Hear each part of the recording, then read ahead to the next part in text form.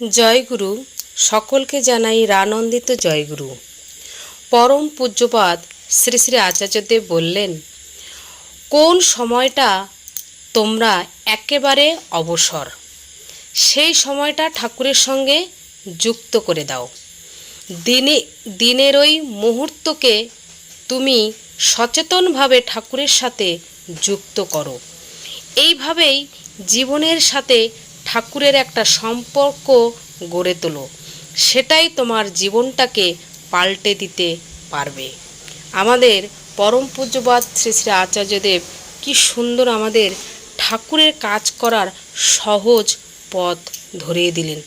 কিন্তু আমরা তবুও ঠাকুরের কাজ আমরা অনেকেই করতে চাই না।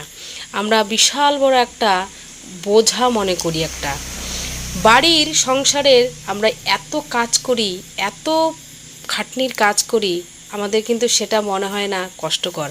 কিন্তু আমরা যখন ঠাকুরের কাজ করতে যাই তখনই আমরা বলি, আমার সময় নেই, আমার সময় নেই, আমার সংসারে প্রচুর কাজ, সময় দিতে পারছি না, সময় না দিলে ঠাকুরের কাজ হয় না। কিন্তু আমাদের পরম পূজ্যপাদ শ্রী শ্রী আচার্য দাদা কি বললেন, যে আমি সারাদিন কাজ করার পরে যেই সময়টা আমার অবসর থাকবো সেইটুকুই ঠাকুরের কাজ করতে বলল। সেই সময়টুকু ঠাকুরকে উজাড় করে দিতে বলল। এর থেকে সহজ উপায় আমাদের জীবনে আর কি আছে? এইটুকু যদি আমরা ঠাকুরের জন্য না করতে পারি, তাহলে আমরা এই মানব জীবনে এসে, এই যুগে এসে মানব জীবন নিয়ে কি লাভ আমাদের বলেন তো? যে আমাদের পৃথিবীতে এনেছে তার জন্য যদি এইটুকু সময় বের করে না দিতে পারি, তাহলে আমরা কিসের মানুষ? তাহলে তো অন্য সব গরু ছাগল ভেড়া হলেই ভালো। তবুও মনে হয় তারা ঠাকুরের কাজ করে, কথা বলতে না পারলেও।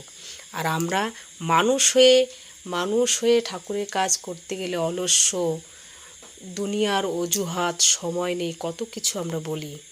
তাই যে সকল আমাদের ইষ্টপ্রাণ মায়েরা দাদারা আছেন, সংসারে কাজ করার পরে যেইটুকু তার মধ্যে সময় বের করে নেবেন, সেইটুকুই ঠাকুরের জন্য উজাড় করে দেবেন।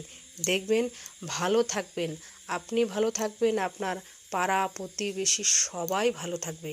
আর সবাই ভালো থাকলেই আপনি বুঝবেন আপনিও ভালো আছেন।